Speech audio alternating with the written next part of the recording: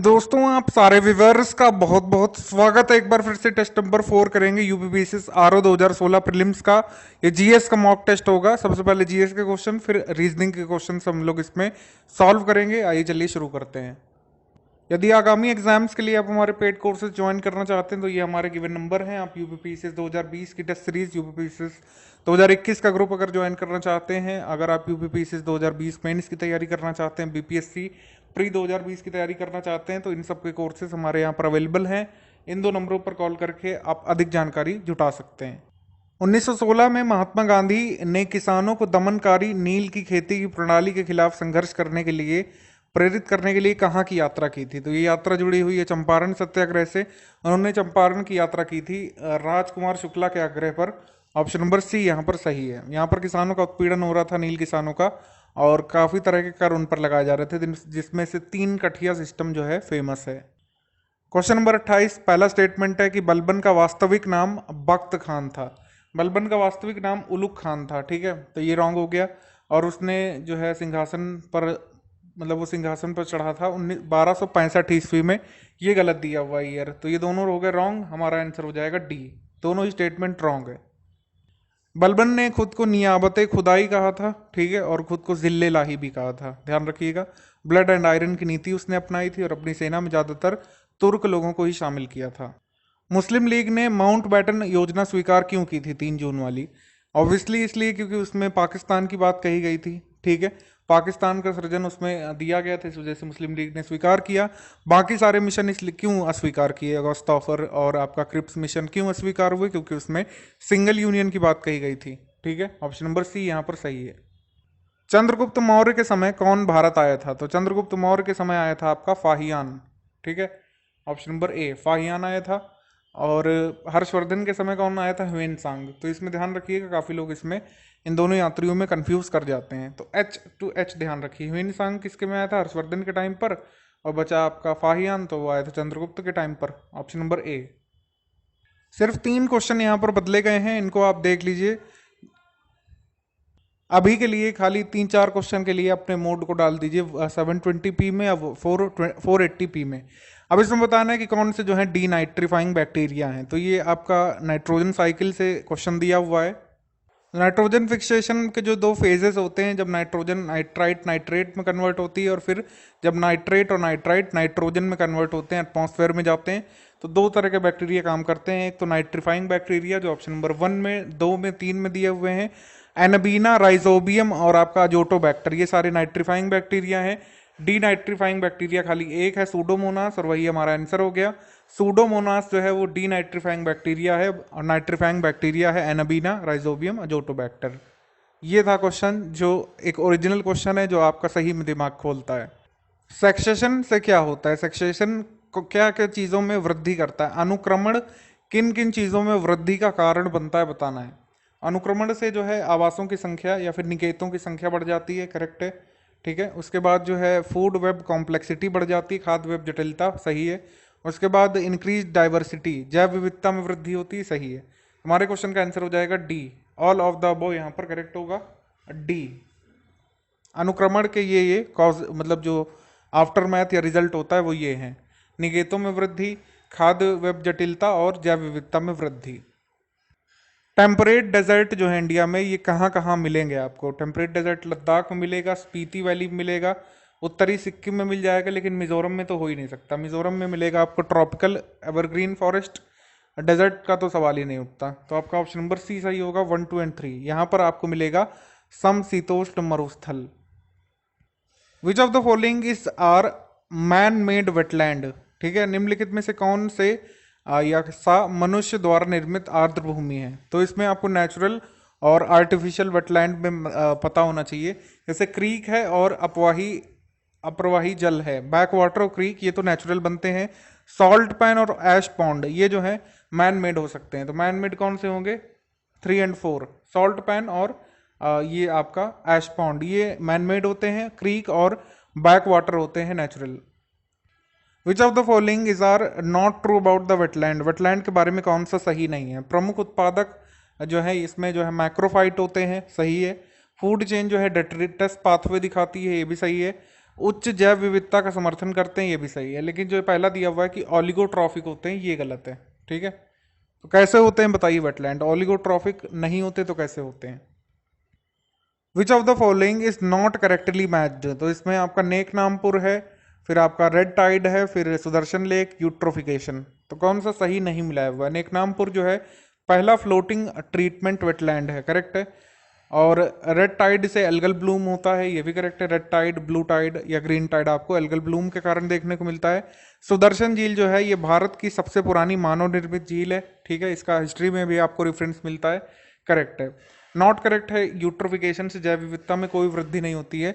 इसमें आपके फाइटोप्लैंक्टन या अलगी तो बढ़ जाते हैं, लेकिन हम ये नहीं कह सकते कि जैव विविधता में वृद्धि हो रही, क्योंकि अलगी बढ़े तो उन्होंने फिशेस को मार दिया, बराबर कर दिया वही बात। तो बायोडाइवर्सिटी घटती है यूट्रोफिकेशन से, एल्गल ब्लूम से बढ़ती नहीं है। ठीक है, आबादी के उन लोगों की संख्या को क्या कहा जाता है जो निवास स्थान को छोड़कर दूसरे स्थान की ओर चले जाते हैं, प्रस्थान कर जाते हैं? तो इस प्रोसेस को बोलते हैं आपका इमाइग्रेशन, प्रवास। ऑप्शन नंबर डी, प्रवासन या इमाइग्रेशन, ऑप्शन नंबर डी। अगला क्वेश्चन, रोहिलखंड जो है ये रीजन कहाँ पर पड़ता है? तो रोहिलखंड जो है उत्तरी उत्तर प्रदेश में पड़ता है, नॉर्दर्न उत्तर प्रदेश में बरेली, शाहजहांपुर, मुरादाबाद, पीलीभीत, बदायूं, ये एरिया जो पड़ता है ये है रोहिलखंड का हिस्सा, ऑप्शन नंबर सी। गति का जो दूसरा नियम है, किसी दिए गए बल के लिए त्वरण इनमें से किस मापदंड के व्युत्क्रम अनुपाती होता है, यानी कि आपका किस पैरामीटर पर इनवर्सली प्रोपोर्शनल होता है? इनवर्सली प्रोपोर्शनल होता है मास के, ऑप्शन नंबर डी। ठीक है, मास के इनवर्सली प्रोपोर्शनल होता है force, acceleration sorry, given force के लिए एक्सेलरेशन जो है ये मास का इनवर्सली प्रोपोर्शनल होता है। राष्ट्रीय कृषि अनुसंधान और प्रबंधन अकादमी कहाँ पर स्थित है? तो ये राजधानी में है, उत्तर प्रदेश की राजधानी में, लखनऊ में, ऑप्शन नंबर बी। 1996 सरधाना महोत्सव जो है उत्तर प्रदेश के किस जिले में मनाया जाता है? सरधाना फेस्टिवल मनाया जाता है आपका मेरठ में, ऑप्शन नंबर सी, मेरठ। रथ यात्रा निम्नलिखित में से किस राज्य का एक प्रसिद्ध त्योहार है? रथ यात्रा निकाली जाती है ओडिशा में। ठीक है, ऑप्शन नंबर 3 यहाँ पर सही है।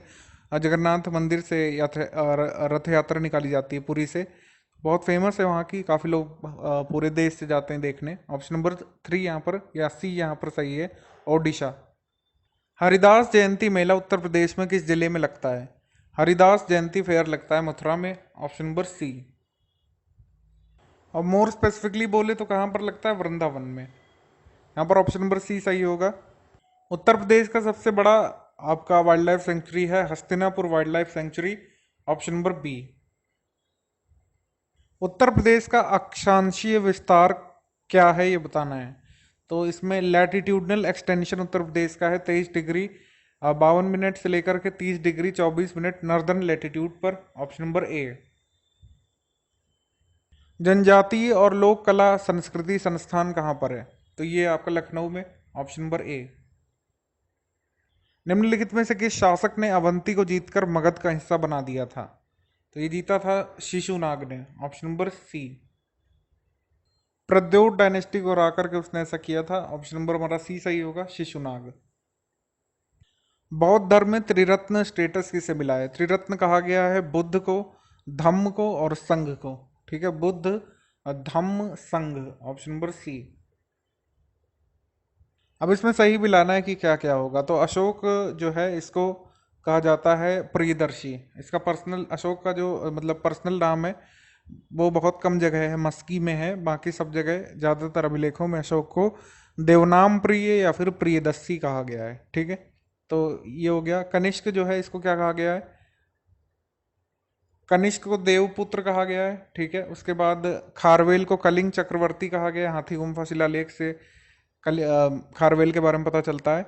उसके बाद कुमार गुप्त जो है इसको महेंद्रादित्य कहा गया है। तो हमारे क्वेश्चन का आंसर हो जाएगा बी, 4321। आंसर इसमें सही है आपका बी। चंद्रगुप्त द्वितीय के काल में विधा, कला और साहित्य का महान केंद्र कौन था? उज्जैन बन गया था, ऑप्शन नंबर सी। हाल ही में पेगासस चर्चा में रहा था, ये क्या चीज़ है पेगासस? पेगासस एक मालवेयर है। ठीक है, ऑप्शन नंबर सी, जो इजराइल की तरफ से भेजा गया था। यहाँ के हमारे भारत के जर्नलिस्ट के व्हाट्सएप पर ये देखा गया था ऑप्शन नंबर सी। हाल ही में किन दो भारतीय शहरों को यूनेस्को के रचनात्मक शहरों के नेटवर्क में शामिल किया गया है? क्रिएटिव सिटी नेटवर्क में शामिल किया गया है दो सिटीज को, मुंबई और हैदराबाद को। मुंबई डाला गया क्रिएटिव सिटी ऑफ फिल्म में और हैदराबाद डाला गया क्रिएटिव सिटी ऑफ गैस्ट्रोनॉमी के लिए। Option number B, Mumbai and Hyderabad. हाल ही में भारत ने किस देश के साथ रुपे कार्ड पर समझौता किया है और वह देश जो है अब रुपे कार्ड को स्वीकार करेगा? रुपे कार्ड अब स्वीकार करेगा Saudi Arab. Option number A. Bharat के किस राज्य में ग्रामीण लिंगानुपात सबसे कम पाया जाता है? तो वह सबसे कम ग्रामीण लिंगानुपात है आपका चंडीगढ़ में। Option number B. हाल ही में किस भारतीय राज्य से गोट्टिप्रोलु नामक एक प्राचीन स्थल जो है उत्खनन करके खोजा गया है? तो ये खोजा गया है आपका आंध्र प्रदेश में। Option number B. गोट्टिप्रोलु जो है आंध्र प्रदेश में है। नवंबर की न्यूज़ थी कि आर्कियोलॉजिकल सर्वे ऑफ इंडिया के एक्सकवेशंस में यहाँ पर 2000 साल पुरानी ब्रिक स्ट्रक्चर मिला है। विष्णु जी की जो है मूर्ति मिली है, वो कुछ इस तरह की यहाँ पर दिख रही है। इस तरह की प्रतिमा मिली थी लाइफ साइज। और भी कुछ स्ट्रक्चर्स मिले थे इस तरीके के, आप देख सकते हैं। और इस पर कोई कॉपीराइट नहीं, तो मैं यहाँ पर शो कर दे रहा हूँ। पीआईबी कोई भी दिखा सकता है। कुडानकुलाम परमाणु ऊर्जा संयंत्र किस राज्य में स्थित है? तो कुडानकुलाम है आपका तमिलनाडु में। Option number B. डस्तलिक नाम से एक वर्ड चर्चा में रहा था 2019 में, यह है क्या? ये सैन्य अभ्यास है। हमने पहली बार उज्बेकिस्तान के साथ सैन्य अभ्यास किया ताशकंद में। ऑप्शन नंबर ए यहाँ पर सही है, ये मिलिट्री एक्सरसाइज है। पहला इंडियन ब्रेन एटलस किसने जारी किया है? IBA 200 के नाम से ब्रेन एटलस जारी किया है IIT हैदराबाद ने। Option number D. यह भी ACF मेंस के पेपर में भी पूछा गया था, GS पेपर 1 में। नवंबर 2019 में जो महासाइक्लोन आया था वो गुजरात में आया था। उसके कुछ ही दिन बाद जो है बुलबुल आया था। बुलबुल आया था आपका बे ऑफ बंगाल में। राष्ट्रीय सर्वेक्षण और मानचित्रण संगठन के संबंध में सही कथन बताइए कौन सा है? पहला स्टेटमेंट है कि इसकी स्थापना हुई थी 1767 में और इसकी अध्यक्षता भारत के सर्वेयर जनरल करते हैं। दोनों ही स्टेटमेंट करेक्ट है। National survey and mapping organisation के बारे में बोथ करेक्ट। महादई नदी निम्न में से किस वन्यजीव विहार से निकलती है? महादई निकलती है भीमगढ़ वाइल्ड लाइफ सेंचुरी से। Option number B. भारत का 5वां इंडिया इंटरनेशनल साइंस फेस्टिवल कहाँ पर हुआ था? भारत अंतर्राष्ट्रीय विज्ञान महोत्सव हुआ था कोलकाता में। Option number D. और ये बता रहे हैं कि ये सबसे बड़ा साइंस फेस्टिवल होता है किसी भी देश का, ठीक है, विज्ञान महोत्सव। इंडिया इंटरनेशनल फिल्म फेस्टिवल पूरे देश में, पूरी दुनिया में सबसे बड़ा होता है। कोलकाता में हुआ था लेटेस्ट। पूर्वी एशिया सम्मेलन के बारे में दो कथन है। हाल ही में पूर्वी एशिया सम्मेलन का 14वां सम्मेलन हुआ था, 14वां संस्करण। 2019 में इसका आयोजन हुआ था थाईलैंड के बैंकॉक में। दोनों ही स्टेटमेंट करेक्ट है, 1 and 2 बोथ। शहरी निर्माण नवाचार चुनौती 2019-2020 का आयोजन किस शहर में हुआ था? तो ये हुआ था आपका मुंबई में। Option number B. G20 का छठा संसदीय वक्ताओं का शिखर सम्मेलन कहाँ पर हुआ था? पार्लियामेंट्री स्पीकर समिट हुआ था जापान में। Option number D. भारत के स्पीकर श्री ओम बिरला भी यहाँ पर शामिल हुए थे भारत की तरफ से।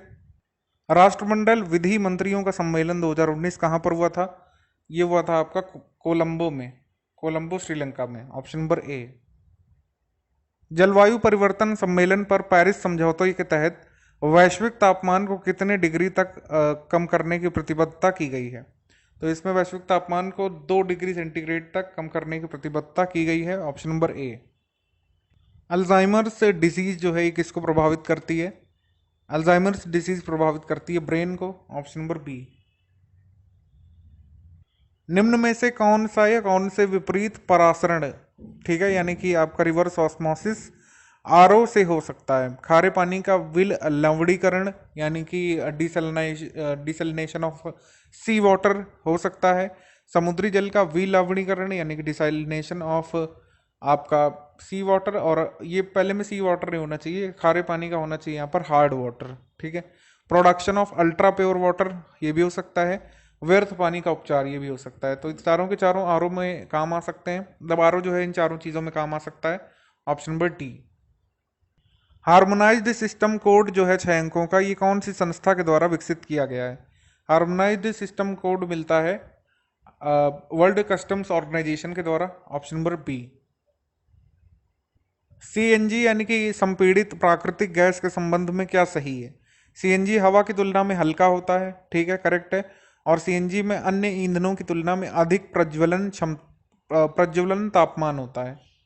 दोनों ही यहाँ पर फीचर्स होते हैं सीएनजी के, both, option number C. Seismograph क्या रिकॉर्ड करता है? सिस्मोग्राफ काम आता है अर्थक्वेक के मेजरमेंट में, ऑप्शन नंबर बी। निम्न में से किसके अंतर्गत घर्षण और स्नेहक का अध्ययन किया जाता है? यानी कि लुब्रिकेंट और फ्रिक्शन का स्टडी किया जाता है किसमें? ये किया जाता है ट्राइबोलॉजी में, ऑप्शन नंबर डी। निम्नलिखित में से कौन सी एक सदिश राशि यानी कि वेक्टर क्वांटिटी है? सदिश राशि आपकी एक्सेलरेशन यानी कि त्वरण। भारहीनता क्या दर्शाती है? वेटलेसनेस दर्शाता है कि कोई ग्रेविटी नहीं काम कर रही है, ऑप्शन नंबर ए। आर्किमिडीज का नियम निम्न में से किससे संबंधित है? तो ये संबंधित है लॉ ऑफ फ्लोटेशन से, ऑप्शन नंबर ए। यानी कि मतलब कैसे चीजें तैरती हैं एक बिना डूबे। बर्फ जब पिघलती है तो उसका क्या होता है? तो उसका वॉल्यूम जो है वो घट जाता है, ठीक है, ऑप्शन नंबर बी। बहुत उच्च तापमान मापने के लिए किसका प्रयोग किया जाता है? तो ये इसका प्रयोग होता है थर्मो इलेक्ट्रो थर्मोमीटर का, option number C, thermo electro thermometer.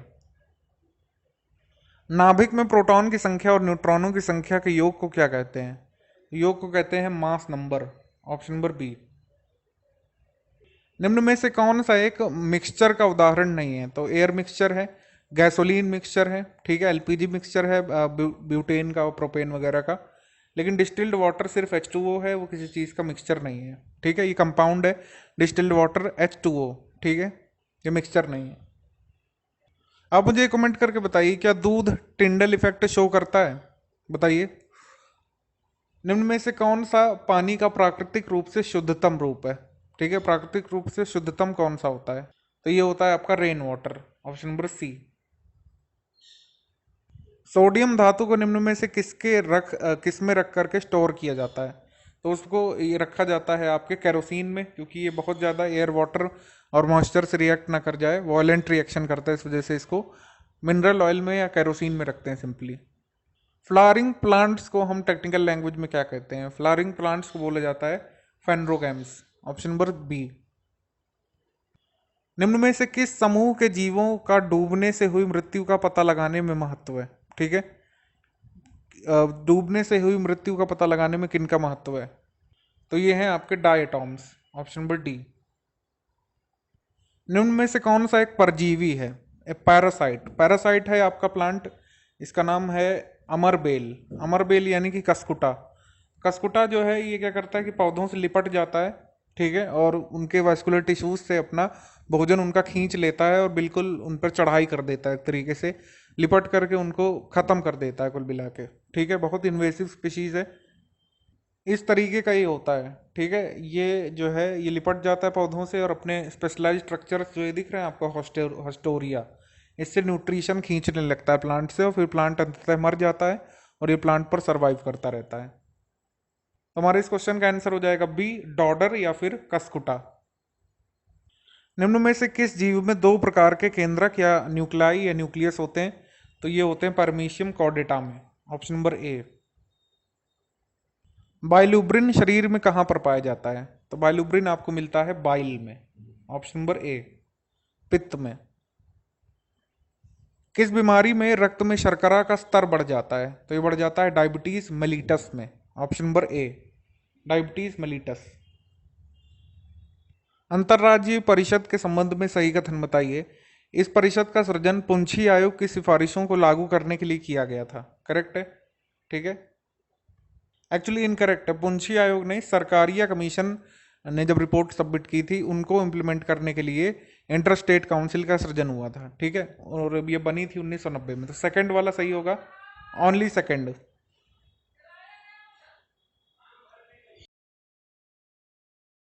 Number 90 है, राष्ट्रीय आपातकाल की घोषणा जारी होने से कितने समय के भीतर अनुमोदित होना आवश्यक है? 1 मंथ के भीतर अनुमोदित होना आवश्यक है, ठीक है।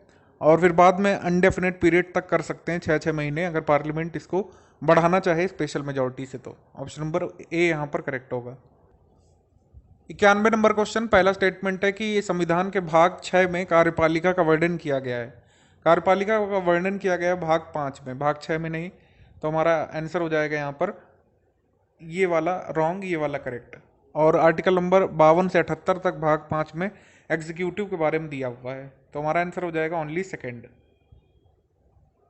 इनमें से किस अनुच्छेद के तहत किसी विधेयक को राज्यपाल द्वारा राष्ट्रपति के विचारार्थ आरक्षित किया जा सकता है? तो ये है article number 201, option number C.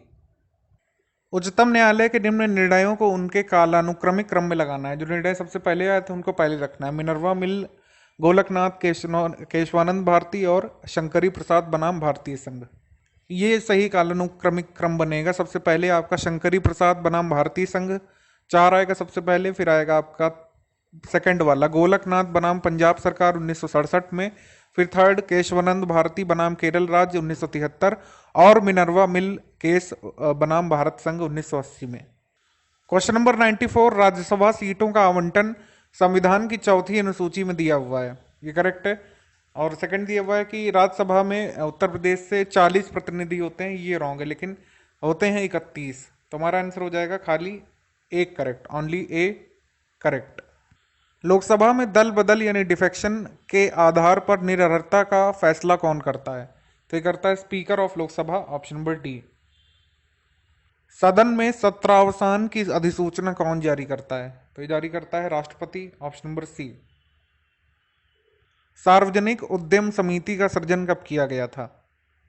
Committee on public undertakings का सृजन किया गया था 1964 में। 1964 में पहली बार सृजित किया गया। पहले 10 मेंबर लोकसभा से थे, 5 राज्यसभा से होते थे, अब 22 हो गए हैं 1974 के बाद से, 15 लोकसभा से, 7 राज्यसभा से। निम्न में से किस अनुच्छेद के तहत उच्चतम न्यायालय में तदर्थ न्यायाधीशों की नियुक्ति हो सकती है? एडहॉक जजेस की नियुक्ति के बारे में दिया हुआ है आर्टिकल नंबर 127 में, ऑप्शन नंबर ए। पंचायती राज व्यवस्था के संबंध में गलत कथन का चुनाव करना है। एक गांव या एक गांवों के समूह को ग्राम सभा, फॉर्मेशन ऑफ ग्राम सभा इन अ विलेज और ग्रुप ऑफ विलेजेस, ठीक है, ये होता है। ग्राम सभा बनाई जाती है विलेजेस में और ग्रुप ऑफ विलेजेस में। तीनों स्तरों पर सभी सीटों के लिए प्रत्यक्ष चुनाव होता है, ये वाला रॉन्ग हो जाएगा।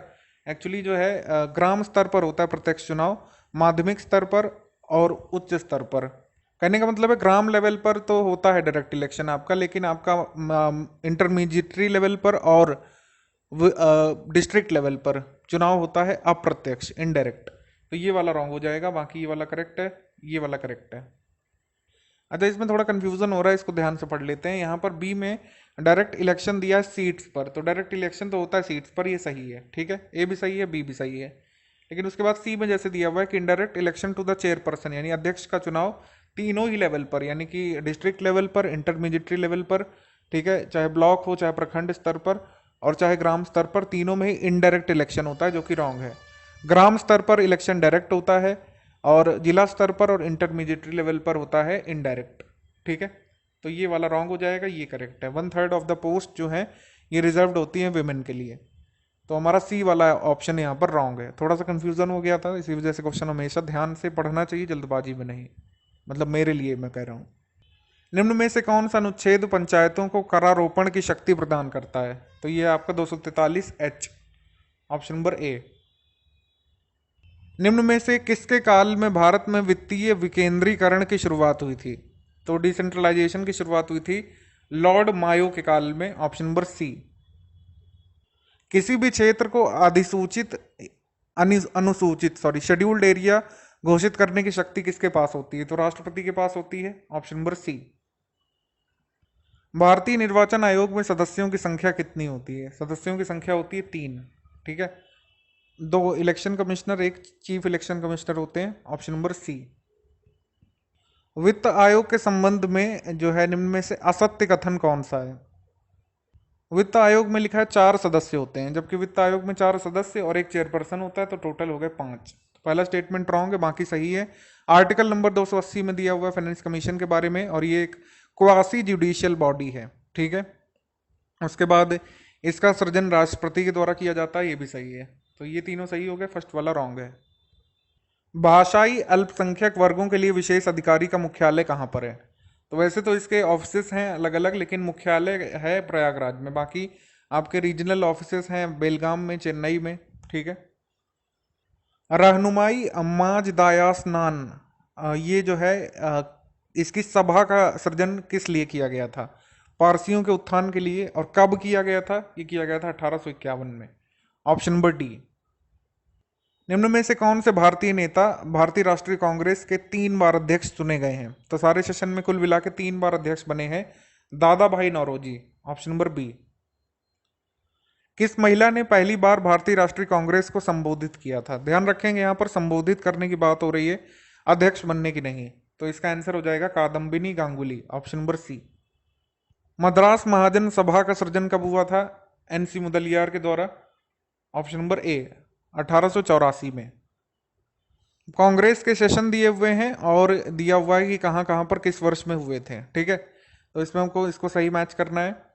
तो बॉम्बे में हुआ था 1885 में पहला, ये तो सभी को पता होगा। कलकत्ता का हुआ था 1886 में, फिर हुआ था आपका मद्रास का 1887 में, और फिर इलाहाबाद का हुआ था 1888 में। तो इस तरीके से मैच कर देंगे, आंसर हो जाएगा सी।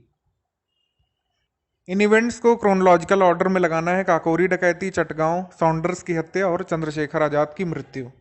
तो काकोरी डकैती 1925 में, चटगांव डकैती 1930 में, सॉन्डर्स की हत्या 1928 में, चंद्रशेखर आजाद की मृत्यु 1931 में। तो इस तरीके से अरेंज कर देंगे 1 3 2 4। Option number B. निम्नलिखित में से किस घटना को शिमला समझौता के नाम से भी जानते हैं हम लोग? तो शिमला समझौता है आपका वेवल प्लान। वेवल प्लान सही को चुनना है। पहला स्टेटमेंट है कि फोर्ट विलियम कॉलेज की स्थापना लॉर्ड वेलेस्ली के द्वारा की गई थी। ठीक है, ये करेक्ट है। उसके बाद इसकी स्थापना 1800 में की गई थी, ये भी करेक्ट है। बोथ यहां पर करेक्ट है। Option number C. Kothari education commission का सृजन कब हुआ था? कोठारी एजुकेशन कमीशन जो है ये आया था 1964-1966 में। Option number C. निम्न में से किस समिति या संगठन का सृजन सबसे पहले हुआ था? सेवा सदन, देव समाज, अहमदिया आंदोलन, मद्रास हिंदू एसोसिएशन। यहाँ पर सबके नाम लिखे हुए हैं। सेवा सदन 1885 में, देव समाज 1887 में, अहमदिया आंदोलन 1889 में, मद्रास हिंदू एसोसिएशन 1892 में। आंसर हो जाएगा ए सेवा सदन। सेवा सदन की स्थापना किसने की थी बता सकते हैं आप? कमेंट करके बताइए। ब्रिटिश काल में प्रकाशित निम्न में से कौन सी पत्रिका का प्रकाशन दैनिक होता था? तो दैनिक पत्रिका थी आपकी Amrit Bazar Patrika. Option number C. निम्न में से किस युद्ध के पश्चात अंग्रेजों और फ्रांसीसियों के बीच पेरिस की संधि हुई थी? पेरिस की संधि आखिरी कर्नाटक युद्ध के बाद हुई थी, थर्ड कर्नाटिक वॉर के बाद। पहले कर्नाटक युद्ध के बाद हुई थी एक्स ले शैपल की संधि, सेकंड कर्नाटिक वॉर के बाद हुई थी पौंडीचेरी की संधि, और थर्ड पे हुई थी आपकी पेरिस की संधि। Option number C. Ghataprabha जो है ये किस नदी की सहायक नदी है बताना है? ये है कृष्णा की। Option number B, Krishna river की सहायक नदी है। अब इसमें लेक है और स्टेट है, उससे मैच करना है। अष्टमुड़ी झील जो है ये केरल में है। ठीक है, उसके बाद आपका सतातल कहाँ पर है? सात ताल ये आपका उत्तराखंड में। फिर आपका राज समंद ये कहाँ पर है? राजस्थान में। और शेषनाग कहाँ पर है? कश्मीर में। इस तरीके से मैच कर देंगे। हमारा ऑप्शन नंबर यहाँ पर सही होगा सी 4 1 2 3। भारतीय कृषि अनुसंधान परिषद यानी आईकार, Indian council of agricultural research का सृजन कब हुआ था? इसका सृजन हुआ था दिल्ली में 1929 में। Option number D. इसमें मैच करना है मणिपुर, हिमालय, छत्तीसगढ़, राजस्थान। तो एग्रीकल्चर यहाँ पर कौन कौन सा होता है वो बताना है। तो यहाँ पर मणिपुर में होता है आपका पामलू एग्रीकल्चर, और फिर होता है आपका हिमालय में खील, फिर छत्तीसगढ़ में होता है आपका दीपा, और राजस्थान में होता है वलरा। इस तरीके से मैच करेंगे। 2 3 4 1 यहाँ पर करेक्ट होगा ए। रावत भाटा परमाणु संयंत्र किस राज्य में स्थित है? रावत भाटा है आपका, रावत भाटा है एक मिनट, जी हाँ, रावत भाटा है आपका राजस्थान में। Option number D. निम्न में से कौन सा बंदरगाह भारत के पश्चिमी तट पर अवस्थित नहीं है, यानी पूर्वी तट पर है? तो मार्मगांव ये पश्चिमी पर है, कोची पश्चिमी पर है, न्यू मैंगलोर ये भी पश्चिमी पर है, एन्नोर जो है ये पूर्वी तट पर है, ऑप्शन नंबर सी।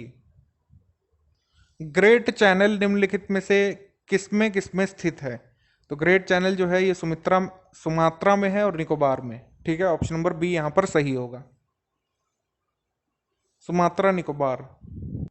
निम्न में से कौन सा भूभाग का विस्तार भारत में सबसे अधिक है? तो भारत में प्लेन रीजन सबसे ज्यादा है अगर हम देखें इसे, option number D. Pir Panjal तथा महाभारत श्रेणियां निम्नलिखित में से किस हिमालय से में जो है पाई जाती हैं? तो ये पाई जाती है हिमाचल हिमालय में, ऑप्शन नंबर बी, ठीक है, पीर पंजाल और महाभारत रेंज हिमाचल हिमालय में। कोपेन के जलवायु वर्गीकरण का सिद्धांत कब प्रतिपादित हुआ था? ये प्रतिपादित हुआ था 1918 में, ऑप्शन नंबर ए। जब पृथ्वी सूर्य के अत्यधिक पास होती है तो इस घटना को क्या कहते हैं? तो इसको बोलते हैं पेरिहिलियन यानी उपसौर, ऑप्शन नंबर सी। पी तरंगे जो है ध्वनि की तरह होती हैं, करेक्ट है ये, और एस तरंगे ठोस माध्यम में ही जो है चल सकती हैं, दोनों ही करेक्ट है, यहाँ पर आंसर हो जाएगा हमारा बोथ सी। मौना लोवा ज्वालामुखी जो है आपको कहां पर देखने को मिलेगा? हवाई आइलैंड में, ऑप्शन नंबर डी। निम्न में से कौन सा ज्वालामुखी पठार का उदाहरण है? यानी कि वोल्केनिक प्लेट्यू कौन सी है आपकी? ये डक्कन प्लेट्यू, ठीक है, डक्कन प्लेट्यू है, ये वोल्केनिक प्लेट्यू है, ऑप्शन नंबर डी। इनमें से आपकी कौन सी एक ठंडी जलधारा है? तो ठंडी जलधारा है आपकी कैनरी करंट। निम्न में से कौन सा वायुमंडल के तापमान का परिवर्तन का कारण बनता है? वायुमंडल के तापमान में परिवर्तन कारण जो है चालन, विकिरण, संवहन, अभिवहन सब हो सकते हैं, तो यहाँ पर आंसर हो जाएगा ऑल ऑफ द अबव, सी। निम्न में से कौन सा पर्यावरण का एक भौतिक घटक है? भौतिक घटक है आपका स्थल, ठीक है। मैंग्रोव एक्शन प्रोजेक्ट की स्थापना कब की गई थी? मैंग्रोव एक्शन प्रोजेक्ट अस्तित्व में आया है 1992 में। भारतीय वन स्थिति रिपोर्ट कितने समय के अंतराल में प्रकाशित होती है? हर 2 साल में आती है, ठीक है, 2017 में आई थी, फिर 2019 में आई है, अब आएगी 2021 में, ऑप्शन नंबर बी।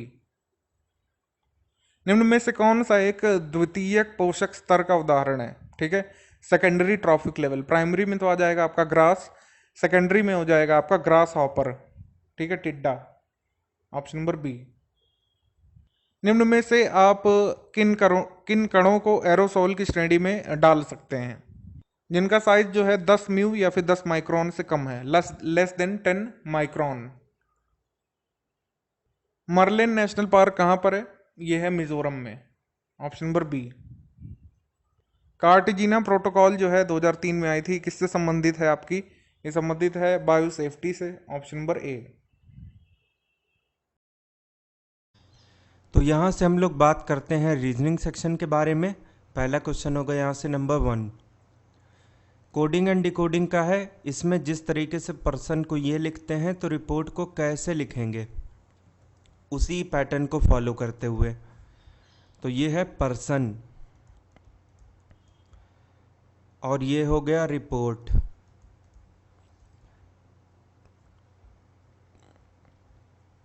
पर्सन के बाद रिपोर्ट नहीं था, वैसे उसका कोड था QCUOTH। तो P के बाद Q यानी ठीक अगले वाला लेटर, E से C -2, R से U +3, R18 U21 तो +3, S से O -4, S19 O15 इसलिए -4, O से T +5, O होता है 15, T होता है 20 तभी +5, N14 H8 तो -6। तो लॉजिक आई थिंक सबको समझ में आ गया होगा। पहले 1 जोड़ा, फिर 2 कम कर दिया, फिर 3 जोड़ा, 4 कम कर दिया, 5 जोड़ा और 6 कम कर दिया। ऐसे ही आपको लेफ्ट से राइट, लेटर टू लेटर आगे बढ़ना है। तो ये है रिपोर्ट। R से +1 S, E से -2 C, 1 जोड़ा, 2 कम कर दिया, अब की बार 3 जोड़ेंगे, P में 3 जोड़ेंगे तो S आएगा, P16 3 जोड़ा तो 19, जिसका मतलब S है। 3 जोड़ा आप 4 कम करिए, O का मतलब 15, 4 लेस किया तो 11 यानी K। 4 कम कर दिया, आपकी बार आप 5 जोड़िए, R18 5 जोड़िएगा तो 23 यानी W। 5 जोड़ा तो 6 कम भी तो कीजिए, T20 6 कम किया तो 14 यानी N। SCS KWN, SCS KWN, option C. दूसरा क्वेश्चन भी कोडिंग एंड डिकोडिंग का है। अगर क्लॉक को ये लिखते हैं तो टाइम को क्या लिखेंगे? तो ये एग्जाम्पल है डायरेक्ट कोडिंग का, जिसमें जो जिस लेटर का न्यूमेरिकल इक्विवेलेंट होता है वो ना लिख के जो जिसके सामने है उसको वही न्यूमेरिकल वैल्यू दे दी जाती है। जैसे C के सामने है 3, L के सामने है 4, तो C बराबर 3, L बराबर 4। ऐसे करके आपको आगे बढ़ना है। बात करनी है MOLEK के बारे में। तो M है यहाँ पे, यहाँ से तीसरा तो इधर से भी तीसरा, 7। तो 7 से इस सीरीज़ की शुरुआत होनी है। ऑप्शन A और B आप काट दीजिए, बिकॉज आपको शुरू में 7 चाहिए, 6 नहीं। उसके बाद O, CLO, यहाँ से तीसरा 2, 7 के बाद आपको 2 चाहिए। फिर है L, CL यानी दूसरा 4, 7 2 4 आपको एक साथ चाहिए शुरू में। ऐसा ऑप्शन C में हो रहा है, इसको टिक करेंगे और आगे बढ़ेंगे। E के आप चाहें तो सॉल्व कर लीजिए, 9 5 ही आएगा। E यानी इधर से आखिर का, ये 9, के मतलब इधर से आखिर का 5, वही आ गया। 3 नंबर क्वेश्चन की बात करेंगे जो कि ब्लड रिलेशन का है। अपने से आगे बैठी हुई महिला की ओर देखते हुए अमित ने कहा, अमित अपने से सामने बैठी हुई महिला के बारे में बात करते हुए कह रहे हैं, वह मेरी पत्नी के पति की बहन है। अगर कोई व्यक्ति ये कहता है कि मेरी पत्नी के पति, तो वह स्वयं अपने बारे में बात कर रहा होता है। तो यहाँ पे ये जो लिखा है वह मेरी पत्नी के पति, तो इसको रिप्लेस करिए मेरी से। वह मेरी बहन है, तो वो उस महिला की क्या है, मतलब महिला उसकी क्या है, बहन है, और वो उसका भाई है। उस महिला का अमित से क्या संबंध है, तो वो उसकी बहन है। Option D, sister. A boy walks out of his house, ये मान लीजिए उसका घर है, यहाँ से वो निकल गया, ये उसके घर की दहलीज है, बाहर का पॉइंट है। And walks 30 metre in the north west direction, इधर की ओर गया, बिकॉज ये डायरेक्शन नॉर्थ और वेस्ट के बीच में पड़ती है। ये डिस्टेंस हुआ 30 मीटर का, फिलहाल वो यहाँ पे रुका हुआ है। Then he walks 30 metre in the south west direction, उसके बाद वो ऐसे आएगा 30 मीटर, बिकॉज ये डायरेक्शन साउथ और वेस्ट के बीच में है और हमें साउथ वेस्ट जाना था। Again he walks 30 metre in the south east direction, इस पॉइंट से वो 30 मीटर इधर आएगा, बिकॉज ये डायरेक्शन साउथ और वेस्ट के बीच में है। अब वो यहाँ पे है। Then he turns towards his house, उसका हाउस ये है, अब वो ऐसे मुड़ जाएगा और आगे बढ़ने लगेगा।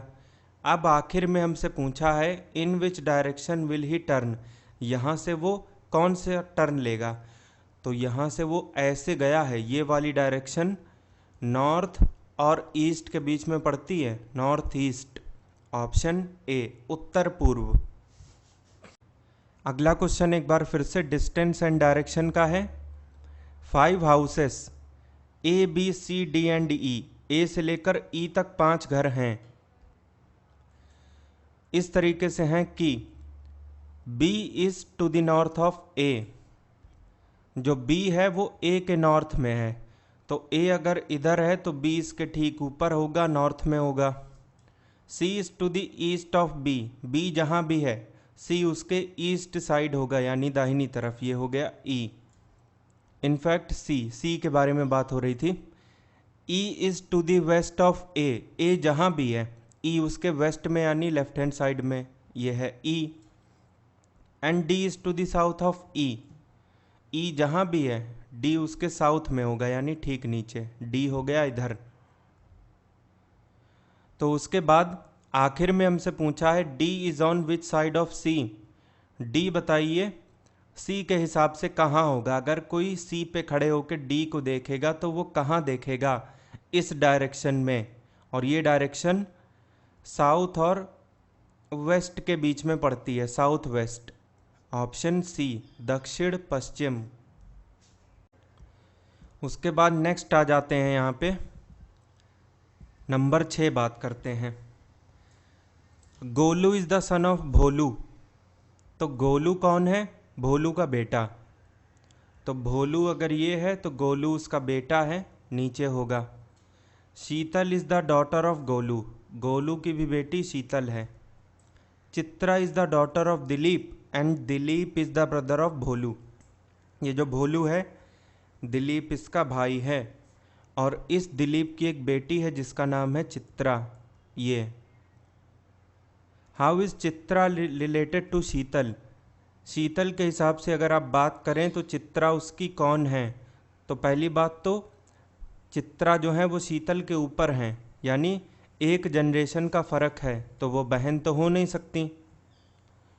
और मम्मी तो ऑब्वियस सी बात है हो नहीं सकती, क्योंकि अगर ये मम्मी होती शीतल की तो इनकी शादी इनके पिता जी से हो गई होती, लेकिन ऐसा नहीं है। मदर भी नहीं है, मदर इन लॉ तो बिल्कुल भी नहीं है। सास कैसे हो सकती है? इनके पति के बारे में कोई बात ही नहीं हो रही है। तो एक ही ऑप्शन बचा, बुआ। क्योंकि अगर आप बात करें तो एस के पिता हैं जी, और जी के हिसाब से सी उनकी बहन ही तो हुई, चचेरी, चाचा की लड़की। जी के पिता बी हैं और बी के भाई डी हैं, यानी डी जो है वो जी के चाचा हैं, और उन चाचा की एक बेटी है सी। तो ये दोनों आपस में चचेरे भाई बहन हुए, यानी एस के हिसाब से देखें तो सी उनकी बुआ हुई। Option C. अगला क्वेश्चन मैथमेटिकल ऑपरेटर का है। सबसे पहले इसके लिए ये ब्रैकेट बनाएंगे, बिकॉज ये ब्रैकेट तो हट नहीं सकता है। सारे नंबर लिखेंगे फिर, और उसके बाद जैसा कहा गया है वैसा ही करेंगे। 3-15 के बीच में माइनस का साइन है, जिसका मतलब है इनटू करना है हमें। 15-11 के बीच में डिवीज़न का साइन है, जिसका मतलब हमें प्लस करना है। उसके अलावा ब्रैकेट के तुरंत बाद जो साइन है वो इनटू का है, और इनटू का मतलब है डिवाइड करना है। बच गया माइनस, जो कि इधर आ जाएगा। पहले ब्रैकेट सॉल्व होता है, 15 तिहाई 45, 11 56, 56/8 यानी 7, 7 में 6 गया तो 1। Option A. Some individual attend a party. कुछ लोग मिलके एक पार्टी कर रहे होते हैं, in which each person shakes hand with the other person only once. मान लीजिए ये पर्सन ए मिला और ये बी मिला, तो ये सिर्फ और सिर्फ पूरे पार्टी में सिर्फ एक बार हाथ मिलाएंगे, दोबारा नहीं मिलाएंगे। और ऐसा हर 2 व्यक्ति एक एक बार करेंगे। If a total of 66 times the hands were shook. 66 बार हाथ मिलाए गए कुल मिला के। तो बताइए पार्टी में कितने लोग थे? इतना सा सवाल है। तो जब भी हैंड शेक दिए हों, नंबर ऑफ मैचेस दिए हों, या ऐसी कोई भी चीज़ हो जो सिर्फ एक बार हो रही हो 2 लोगों के बीच में, तो टोटल नंबर ऑफ पीपल यानी कुल मिला के लोग वहाँ पे कितने होंगे, इस बात का फॉर्मूला है NC2, जहाँ पे N का मतलब है कि कितने लोग वहाँ पे हैं। टोटल लोगों का फॉर्मूला नहीं है, टोटल इवेंट का, कितने मैच हुए, कितनी बार हाथ मिलाए गए, कितनी बार गले मिला गया, वटेवर। ये है 66। अब n की वैल्यू आप ऑप्शन से रख के देख लीजिए, जिस ऑप्शन से 66 हमें मिल जाएगा सॉल्व करके, वही आपका आंसर हो जाएगा। ए के हिसाब से 6C2, 6 × 5, 1 × 2, 3×5 = 15, हमें चाहिए 66, पहला गलत। दूसरा है 8, 8C2, 8 × 7, 1 × 2, 4 × 7 = 28, ये नहीं हो सकता, हमें चाहिए 66। फिर है 10, 10 × 9, 1 × 2, 5 × 9 = 45, नहीं हो सकता। डी को टिक करिए और आगे बढ़िए। इसको वेरीफाई कर लेते हैं। 12C2, 12 × 11, 1 × 2, 11 × 6 = 66, आ गया जो आपको चाहिए था। In a row Ram is 25 from the left. मान लीजिए रो इधर से इधर जा रही है, इधर से वो लाइन चालू हुई है स्टार्टिंग पॉइंट और इधर ख़त्म हुई है एंड पॉइंट, इधर वो लाइन जाके समाप्त हुई है। राम की रैंक हमें लेफ़्ट से पता है, यानी वो इधर से आ रहा है। ये है राम, इसकी रैंक है लेफ़्ट से 25 और ये है श्याम, इसकी रैंक है राइट हैंड साइड से 19। तो आपको लेफ़्ट पता है, राइट पता है, इन दोनों के बीच में कितने लोग हैं, इसको मिड वैल्यू बोलते हैं। हमें ये भी पता है इनके बीच में 5 लोग हैं। बताइए इस पंक्ति में कम से कम कितने लोग हो सकते हैं। तो केस 1 और केस भी कब बनेंगे, जब L प्लस मतलब लोअर रैंक यानी लेफ़्ट राइट में जो छोटी वैल्यू है माइनस मिड वैल्यू, ये देख के करते हैं क्या आता है। 25 19 में छोटी वैल्यू है 19, 5 लेस किया तो 14, 14 जो है वो 2 से बड़ा है, तो लग गया प्रैक्टिकल केस जिसमें L plus R plus mid, बस इतने ही टोटल लोग हो जाएंगे। 25 19 44 5 49, इतने लोग हो जाएंगे। लेकिन एक केस ऐसा भी बनता है L plus R minus mid plus 2। L plus R 25 19 44, mid plus 2 5 2 7, 44 में 7 गया 37। आपको कम से कम कितने लोग हैं ये बताना है। तो लोग तो 49 और 37 कुछ भी हो सकते हैं इस लाइन में। तो अगर कम से कम वैल्यू पूछी हो तो हमेशा ये वाला केस लगाएंगे, L plus R minus mid plus 2 37, option A.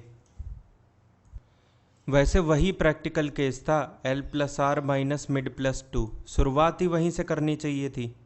ये प्रैक्टिकल केस था कब, जब lower rank minus mid value की जो टोटल वैल्यू है इसको इससे माइनस करने के बाद जो आता है वो अगर 2 से बड़ा है तो हमेशा ये केस लगता है। अगर 2 या उससे छोटा है तो L plus R plus mid, तब ये लगता है। इससे टोटल नंबर ऑफ पीपल यानी कुल मिला के लोग हमेशा मैक्सिमम आते हैं और इससे आते हैं मिनिमम। तो अगर कोई चाहे तो इस बात को नोट भी कर सकते हैं आप लोग, अदरवाइज इसमें आगे बढ़ते हुए नेक्स्ट क्वेश्चन की ओर चलते हैं। कौन सा शब्द इसमें से बनाया जा सकता है चॉकलेट के सभी अल्फ़ाबेट को यूज़ करके, TELL, 2 बार L तो है नहीं तो बन भी नहीं सकता, ये हटाइए। HEALTH, 2 बार H है आपके पास, नहीं है, एक बार है 2 बार नहीं है, ये भी नहीं बन सकता। LATE, ये तो बन जाएगा, ये तो यहीं पे लाइन से लगा हुआ दिख रहा है, उठा के रख दीजिए, बन गया, ऑप्शन सी। चौथा क्यों नहीं बनेगा, क्योंकि 2 बार O यूज़ हो रहा है और आपके पास 2 बार O है, खैर COOLE, लेकिन R कहाँ है आपके पास, तो ये नहीं बनेगा। 11वां क्वेश्चन भी सिमिलर है, लेकिन इसमें बताइए कोरियोग्राफी के सभी अल्फ़ाबेट को यूज़ करके आप क्या नहीं बना सकते। ये बात नोट करनी बहुत ज़रूरी है और एग्ज़ाम में इस टाइप का क्वेश्चन एक आता ही है, तो ये पढ़ना बेहद आवश्यक है कि आपसे पूछ क्या रहे हैं, कैन बी फॉर्म्ड या can not be. Can be मतलब बनाया जा सकता है, कैन नॉट बी मतलब नहीं बनाया जा सकता। इसमें पूछ रहे हैं 11वें में कौन सा बना सकते हैं। OGRE, ये तो बन गया। फोटोग्राफी, तो ग्राफी तो खैर सीधे दिख रहा है, लेकिन इसके अलावा आपको फ़ोटो लिखने के लिए एक पी और चाहिए ना। इधर बताइए पी कहाँ है, कहीं नहीं है, तो बस इसको टिक करेंगे और आगे बढ़ेंगे। बाकी ग्राफ, ये लीजिए भाई ग्राफ, ग्राफी ये लीजिए, ये दोनों बन सकते हैं। 12वां सवाल नंबर सीरीज़ का है, जिसमें बताइए कौन सा गलत टर्म यूज़ हुआ है। बहुत ही आसान सी सीरीज़ है, 64 होता है 4 का क्यूब, 125 5 का, 343 6 का, 512 हो जाएगा यहाँ से 8 का क्यूब। ये वैसे 7 का होता है, 4 5 7 8, तो बीच में आपको 6 का क्यूब चाहिए जो कि 216 होता है। इधर तो 18 लिखा है ना, तो बस ये गलत है, ऑप्शन बी। 13 नंबर बात करते हैं, ये भी नंबर सीरीज़ है लेकिन ये आसान सी है, डिफरेंस लेके ही काम चल जाएगा, क्योंकि 3 डिजिट के नंबर से शुरुआत हो रही है और अंत भी 3 डिजिट से ही होगा। ऑप्शन में आप देख सकते हैं। तो 120 से 142 22 जोड़ दिया, 142 से 166 24 जोड़ दिया, 166 से 192 26 जोड़ा, 192 से 220 28 जोड़ा। तो जो भी जोड़ना है उसमें दो दो बढ़ा के आप आगे बढ़ रहे हैं। ये जो गैप है वो लगातार 2 है, तो इधर 30 जोड़ना पड़ेगा। 220 और 230 हो गया 250। Option B. दो संख्याओं का अंतर 14 है और उनका योग 20 है। अंतर यानी डिफरेंस। अगर मान लिया जाए दो नंबर x और y हैं और x y से बड़ा है, तो डिफरेंस यहाँ से हो जाएगा x minus y, because difference में बड़े में से छोटे को लेस करना पड़ता है। ये 14 है और सम यानी x प्लस वाई ये हो जाएगा 20।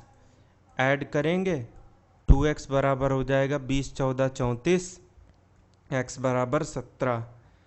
और चूंकि x और y मिला के 20 हैं और उनमें से x 17 है तो y पक्का 3 होगा। हमें चाहिए दोनों का प्रोडक्ट यानी मल्टीप्लाई करने के बाद जो आएगा। 17 3 ज़ा 51। Option C. फिर आते हैं 15वें पे। Of the 3 positive numbers the product of first and second is 42। 3 number अगर ए बी सी हैं तो a इंटू बी हमें देगा 42। Product of second and third is 56। b into c देगा हमें 56। And that of third and first a into c देगा हमें 48। बताइए तीसरा नंबर क्या है। तो अगर पहली इक्वेशन और दूसरी इक्वेशन को आपस में डिवाइड करें तो ये आएगा 42/56। 7 6 ज़ा 7 8 ज़ा 3/4। b से b कटा, a बाई सी यानी 3/4। a इस टू सी का रेशियो है 3:4 और a इंटू सी है 48। a अगर 3x हो जाए और c अगर 4x हो जाए तो इनका प्रोडक्ट क्या हो जाए 12x²। और यही प्रोडक्ट 48 के बराबर है। x² 4 है तो x क्या है 2। तो तीसरी संख्या हमसे पूछ रहे थे, तीसरी संख्या यानी c 4x है, x हमारा 2 है, 4 दूनी 8। Option D. If 1/9 of a number is 4 more than 1/10 of the same number. अगर मान लीजिए नंबर x है तो उसका 1/9 होगा x/9। x इंटू 1/9 यानी x/9। x/9 क्या है, ये 4 ज़्यादा है 1/10 ऑफ द सेम नंबर यानी x/10 से। x/10 को इधर लाइए, x/9 minus x/10 is equal to 4। 10x minus 9x यानी x। 10 9 ज़ा 90 ये बराबर 4 है। 90 उधर जाएगा तो 90 इंटू 4 360। x की वैल्यू आ गई 360। हमसे पूछ रहे हैं वो नंबर जो कि x था 360। Option B. Which of the following is the highest fraction. 6/7, 4/5, 5/6 और 7/8 में सबसे बड़ा कौन सा है। तो क्रॉस मल्टीप्लिकेशन से ये काम आसान हो जाएगा। इन दोनों को कंपेयर करें, 6 पंजे 30, 7 चौक 28, तो बड़ा कौन 30। 30 किसको रिप्रेजेंट करता है, इसको लेके आगे चलेंगे। ये छोटा है तो इसको काट देंगे। अब इसको 5/6 से कंपेयर करें, 6 छिंग 36, 7 पंजे 35, बड़ा कौन 36। 36 किसके ऊपर लिखा हुआ है, इनफैक्ट किसके नीचे, इसके। 5/6 हटा दीजिए, 6/7 और 7/8 को कंपेयर करिए। 6 8 48, 7 7 49, 49 बड़ा है, इसका मतलब 7/8 बड़ा है। Option D. If the numerator of a fraction is increased by 20%। 20% से बढ़ाने का मतलब है 120% करना, जिसका फ्रैक्शन इक्वलेंट होता है 6/5।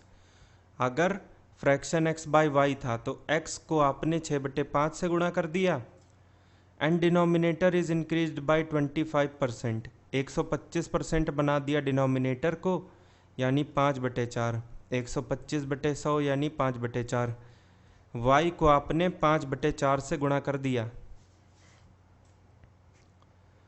तो नया फ्रैक्शन बना हम लोगों के पास 3/5। बताइए पुराना फ्रैक्शन क्या था? x बाई वाई आपको चाहिए, तो 6x by 5 divide by 5y by 4 is equal to 3/5। 6x by 5 into 4/5y is equal to 3/5। 6 चौक 24x बटे में 25y बराबर 3/5, 3 अट्ठे 24, 5 पचम 25।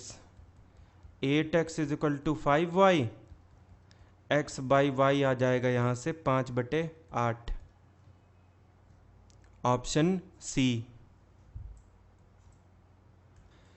If all the letters of the English alphabetical series are written in the reverse order, A, B, C, D, E, F, G, H, I, J, K, L, M, N, O, P, S, T, W, X, Y और Z, ये है यहाँ से alphabetical series. इसकी शुरुआत ऐसे होती है, लेकिन हम मान के चलेंगे इसकी शुरुआत ऐसे हो रही है, बिकॉज इसको रिवर्स ऑर्डर में लिखा है। Which of the following will be exactly in the middle of 20th letter from the right end 21st letter from the left. Left से हमें 21वां लेटर चाहिए। 1 2 3 4 5 6 7 8 9 10 11 12 13 14 15 16 17 18 19 20 और 21, और राइट हैंड साइड से आपको 20वां चाहिए। तो 1 2 3 4 5 6 7 8 9 10 11 12 13 14 15 16 17 18 19 20। तो अभी आपके पास यहाँ से लेकर यहाँ तक की सीरीज़ है। कितने एलिमेंट हैं बीच में? एक टोटल कितने हैं, मतलब 1 2 3 4 5 6 7 8 9 10 11 12 13 14 15। तो 15 अगर हैं तो शुरुआत से आप काट दीजिए 7 टर्म से, 1 2 3 4 5 6 7, और आखिर से भी आप काट दीजिए 7, 2 3 4 5 6 7। तो बच कौन गया? m, वही आ जाएगा इन दोनों के बीच में, ऑप्शन बी m। उसके बाद आपके पास ये अल्फ़ा न्यूमेरिक सीरीज़ है, a e, ये i होगा m, ये 1000 512 216, ये क्या है? तो सबसे पहले 1000 को लिख सकते हैं 10 का क्यूब, 512 8 का क्यूब, 216 6 का क्यूब, 64 4 का क्यूब। तो पहले 10 का, फिर 8 का, 6 का और 4 का, 2 2 कम करके आप क्यूब ले रहे हैं। तो 4 में 2 कम करेंगे 2 आएगा, उसका क्यूब लेने पर 8 आएगा। तो आपको 8 चाहिए, 18 नहीं चाहिए, 88 नहीं चाहिए। A1 E5 I9 M13, 4 4 का गैप है लगातार, तो 13 4 17, जिसका मतलब Q है। इसका करेक्ट होगा Q8, option A. The ratio of the sum of two numbers and their difference is this. अगर दो नंबर x और y हैं तो सम होगा x प्लस वाई, और मान लिया जाए कि x y से बड़ा है तो डिफरेंस होगा x माइनस वाई। ये रेशियो है 5/1। क्रॉस मल्टीप्लाई करेंगे तो x प्लस वाई बराबर 5x minus 5y। 4x is equal to 6y। 2 2 ज़ा 2 3 ज़ा। What is the ratio between a large and the small number? x by y चाहिए, because x बड़ा है, हमने खुद से माना है। ये हो जाएगा 3/2 होगा, मतलब x के साथ 2 का मल्टीप्लाई है, y के साथ 3 का, 3/2, option B. The sum of present ages of A and B is 7 times of the difference between their ages. ये ए है और ये बी। सम अगर एस हो जाए तो डिफरेंस डी हो जाए, ये हम मान लेते हैं। तो प्रेजेंट एज का मतलब जो ए और बी की प्रेजेंट एज है उनका सम एस है, और यही सम किसके बराबर होगा? 7 times the difference, 7 into D, इसके बराबर होगा। First equation. After 5 years the sum of their ages is 9 times. तो 5 साल बाद की बात करते हैं, तो ये बताइए 5 साल बाद क्या होगा? 5 साल बाद ए की भी एज 5 साल बढ़ेगी और बी की भी एज 5 साल बढ़ेगी, तो दोनों की कुल मिला के 10 साल बढ़ेगी। तो सम में 10 ऐड करना पड़ेगा, क्योंकि सम इस बात को रिप्रेजेंट करता है कि दोनों की एज क्या है, तो दोनों की एज 10 से बढ़ी है ना, तो s प्लस 10 सम 10 से बढ़ेगा। लेकिन ध्यान रहे डिफरेंस वही रहेगा। अगर कोई भाई किसी छोटे भाई से 2 साल बड़ा है तो वो जीवन भर रहेगा, डिफरेंस कभी चेंज नहीं होता है। Will be 9 times their difference, ये 9 इंटू डी हो गया। Second equation. अब आप कैसे भी सॉल्व कर लीजिए, इन दोनों इक्वेशन को लेस करते हैं। s plus 10 is equal to 9d, s is equal to 7d। Less करेंगे तो 10 इज इक्वल टू 2d, 9 में 7 गया 2, तो डिफरेंस आ गया 5। इसी डिफरेंस की वैल्यू 5 हम यहाँ पे रख दें चाहे नीचे रख दें, मैं पहले पे रखता हूँ यहाँ पे। तो सम बराबर होगा 7 इंटू डी, 7 इंटू 5 यानी 35। तो सम 35 है, डिफरेंस 5 है। इसके बाद अगर ये मान लिया जाए कि ए की एज x थी, बी की y, तो सम का मतलब है x प्लस वाई, ये 35 है। अगर x की एज ज़्यादा है तो x माइनस वाई से हमें डिफरेंस दिखाना पड़ेगा, बिकॉज बड़े में से छोटा लेस करेंगे तो डिफरेंस आएगा। ये 5 है। सॉल्व करेंगे ऐड करके तो y से y कैंसिल होगा, x plus x 2x, 35 5 40, x आ गया 20 और x और y मिला के 35 हैं, तो y पक्का 15 होगा। पूछा है हमसे what is the present age of the older of the two, इनमें से जो बड़ा है वो कितने साल का है? तो वो 20 साल का है, क्योंकि 20 15 में 20 बड़ा है। Option B 20 years. उसके बाद इधर देखिए 23 नंबर कैलेंडर का सवाल है। 18 जनवरी 1999 को ट्यूसडे था, तो 18 फरवरी 1999 को क्या होगा? बस महीना चेंज किया है।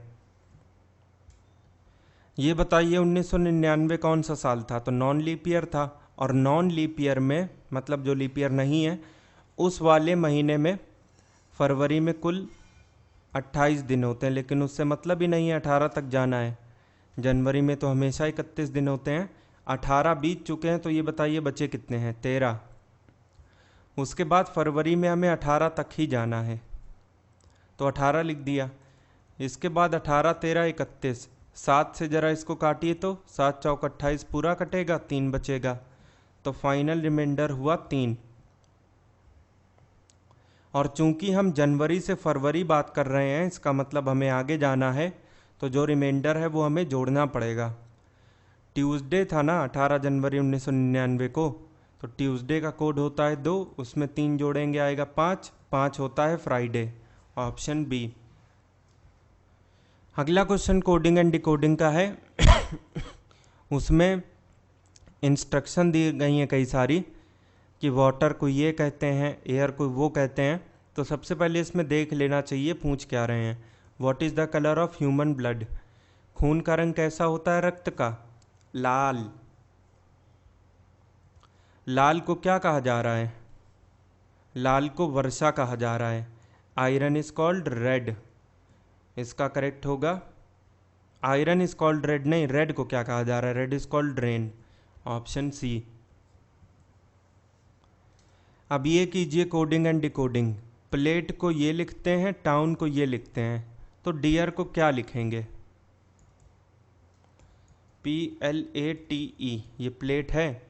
16, 12, 1, 20 और 5 अल्फ़ाबेटिकल वाइज इनके न्यूमेरिकल इक्विवेलेंट PQMBUF